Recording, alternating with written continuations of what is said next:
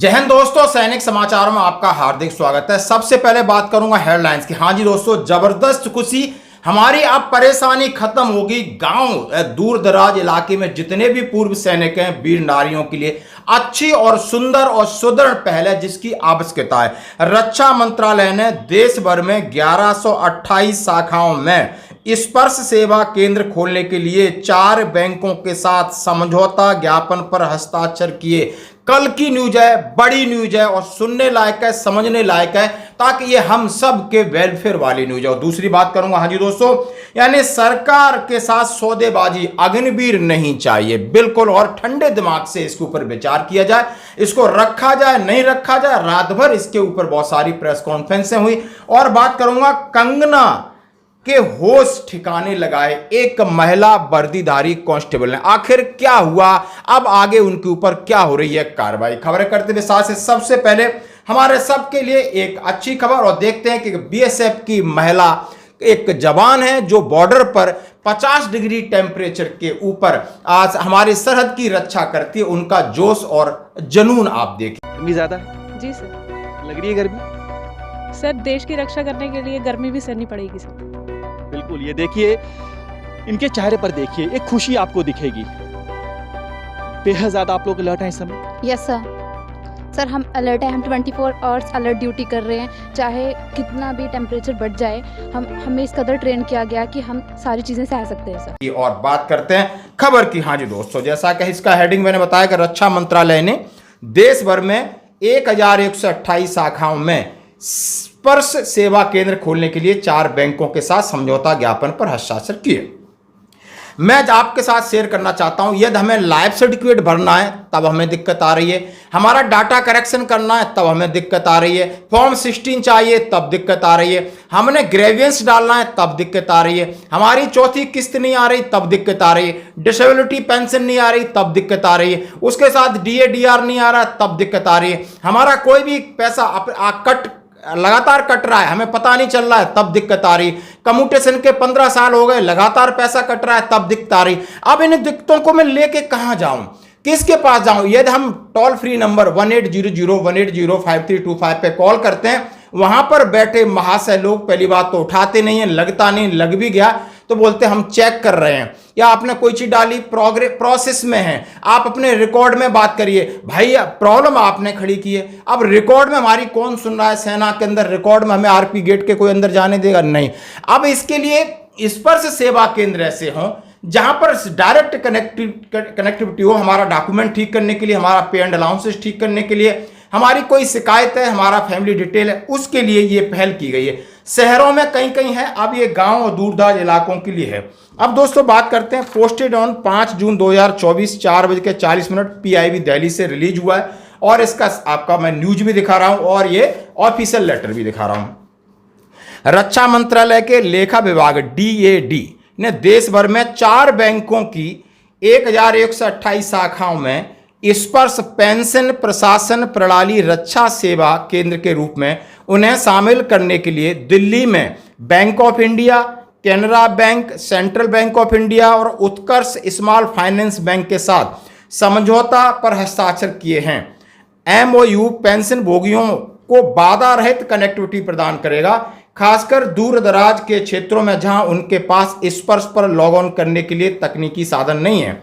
यह सेवा केंद्र स्पर्श के लिए पेंशन भोगियों के लिए एक इंटरफेस बन जाएंगे जो उनके प्रोफाइल को अपडेट करना, शिकायत दर्ज करना, डिजिटल वार्षिक पहचान पत्र करना, डाटा करेक्शन करना, मासिक पेंशन के बारे में विस्तृत जानकारी करना, डीए-डीआर कहीं भी दिक्कत आती उसकी कंप्लेन करना। इन केंद्रों तक पहुंच मुफ्त प्रदान की जाएगी, जिसमें मामूली सेवा शुल्क डीएडी द्वारा वहन किया जाएगा। अभी मैं आराम से बता दूं कि मैंने जितनी समस्या बता दी सबका समाधान होगा, और ये थोड़े बहुत पैसे आपको 150 रुपए लेंगे। और जैसा कि उनके साथ करार यानी ज्ञापन साइन हुआ है, करार हुआ है, ये ऑफिशियल है, यहां पर आपके कोई डाटा के साथ छेड़छाड़ नहीं होगी, आपका कोई ओटीपी के साथ छेड़छाड़ नहीं होगी, ये अथेंटिकेटेड है गवर्नमेंट की तरफ से।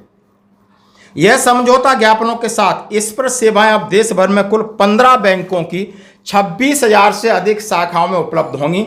रक्षा विभाग के 199 समर्पित सेवा केंद्रों और देश भर में 4.25 लाख से अधिक कॉमन सर्विस सेंटरों के अतिरिक्त हैं। उल्लेखनीय है कि स्पर्श रक्षा मंत्रालय की एक पहल है जिसका उद्देश्य रक्षा पेंशन भोगियों को व्यापक समाधान प्रदान करना।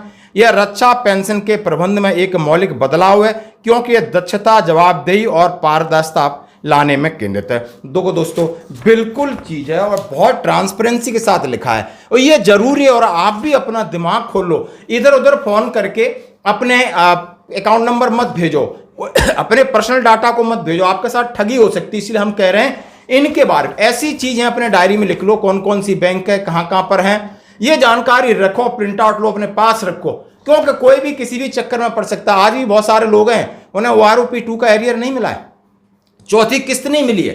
क्यों नहीं मिली है? स्पर्श में बीच में CPPC से ले रहे थे, बाद में स्पर्श में हो गए, बोला आप नॉन ऑब्जेक्शन सर्टिफिकेट लाओ, नॉन पेमेंट सर्टिफिकेट लाओ, तमाम तरीके के चक्कर हैं। वो आपके लिए कोई जगह नहीं है जहां पर आप जाके अपना दुखड़ा रो सकते हो, बट ये चीज है और इसकी बहुत जरूरत है। इस पहल को हम बिल्कुल सैल्यूट करते हैं। दोस्तों चलो बढ़ते हैं अगली खबर की तरफ। अगली खबर की तरफ जैसा मैंने आपसे कहा कि सरकार, हाँ जी, जैसे ही सरकार बनने जा रही है, सरकार के साथ लगातार सौदेबाजी हो रही है। किसी को कोई मंत्री पद चाहिए, किसी को कुछ चाहिए और हर एक का अपना अपना इंटरेस्ट है। जैसे एनडीए के सहयोगी घटक भारतीय जनता पार्टी को छोड़कर जितने घटक हैं उन्होंने सबने कहा है कि अग्निवीर नहीं चाहिए, क्योंकि अग्निवीर से लगातार सेना का नुकसान हो रहा है, देश का नुकसान हो रहा है, देश के युवा भ्रमित हैं, देश के लोग नहीं चाहते अग्निपथ योजना।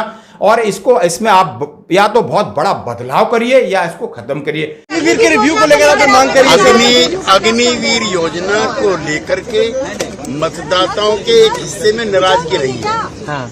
हमारी पार्टी चाहती है कि विस्तार से उन कमियों खामियों को दूर किया जाए जिसको लेकर के जनता ने सवाल उठाए। यूसीसी पर भी क्या? यूनिफॉर्म सिविल कोड पर पार्टी के राष्ट्रीय अध्यक्ष होने के नाते विधि आयोग के अध्यक्ष श्री चौहान को मुख्यमंत्री चिट्ठी लिख चुके हैं। हम इसके विरुद्ध नहीं है, लेकिन जितने भी स्टेक होल्डर्स हैं, चाहे मुख्यमंत्री हो, चाहे डिफरेंट पॉलिटिकल पार्टीज हों या डिफरेंट सेक्ट्स हों, उनसे बातचीत करके इसका हल निकाला जाना चाहिए। जाति का जुर्माना होगी? मैं समझता हूँ अग्निवीर व्यवस्था तुरंत खत्म होनी चाहिए। जयंत जी से बातचीत करेंगे। सरकार को स्वीकार करना चाहिए कि उनकी गलती है कि उन्हें अग्निवीर जैसी व्यवस्था नहीं लानी चाहिए। और न केवल अग्निवीर व्यवस्था खत्म होनी चाहिए, बल्कि बहुत से नौजवान जिनको रोजगार नहीं मिल पाया, फौज में जाना चाहते थे, उन्हें उम्र की छूट भी देनी चाहिए। इसके लिए जबरदस्त पहल चल चुकी है और सरकार इसके ऊपर दबाव में, और सरकार ने मन ही मन में ये सोच लिया है कि नहीं, इसमें कोई हम बहुत बड़ा और अच्छा जो कि सबको स्वीकार हो ऐसा बदलाव, क्योंकि सेना सबकी है, देश सबका है। और इस तरीके की जल्दबाजी में लाया हुआ इसमें बार बार बहुत सारे सवाल उठ रहे हैं और राजनीतिक नुकसान भी भारतीय जनता पार्टी को हुआ है, सबको दिख रहा है सामने। दोस्तों अभी बात कहता हूं कंगना जी की। हाँ जी देखो, अब ये कंगना रनौत है, आप समझ सकते हो, एक ये क्या बोलते हैं, हीरोइन है या अभिनेत्री है, और दूसरी ये सांसद बनी है हिमाचल से। और चंडीगढ़ एयरपोर्ट में इनके साथ हुआ, वो महिला एक कांस्टेबल है और उनके साथ बात हुई, क्योंकि ये बात है सिंधु बॉर्डर पर जब किसान आंदोलन में उस कांस्टेबल की माँ बैठी थी और इन्होंने स्टेटमेंट दिया कि 100 रुपए में ला करके लोग बिठा देते हैं। इतना एरोगेंट और इतना एक घमंडी स्टेटमेंट था। और जब उनका दोनों का सामना हुआ, उनकी बातचीत हुई, हॉट टॉक हुई, तो उसने गुस्से में इस तरीके से किया है। अब उनको अब सस्पेंड किया जा रहा है, इसकी इंक्वायरी की जा रही है, डीजीपी लेवल तक केस है, बड़ा हाई प्रोफाइल केस है। तो आप समझ सकते हो कि पूरे देश में छाया हुआ है और कंगना जी ने भी अपना स्टेटमेंट दिया है। अब जो भी कानूनी कार्रवाई, लेकिन आपको वर्दी पहनी है तो आप वहाँ राष्ट्र और देश रक्षा के लिए थी, और आपको अपने पर्सनल इशू पर शायद वर्दी वालों को ऐसी चीज़ों से बचना चाहिए। उसके लिए बहुत सारे लोग हैं जो एजिटेशन करते हैं, और जब तक आप किसी प्रोटोकॉल में, तो आपका कोई अधिकार नहीं था। आज की खबरों में इतना ही, बने रहिए हमारे साथ, धन्यवाद।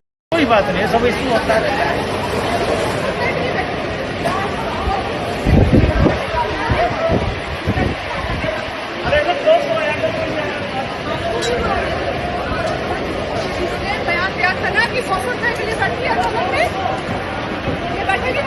मेरी माँ बैठी थी उस टाइम जब इसने बयान दिया था।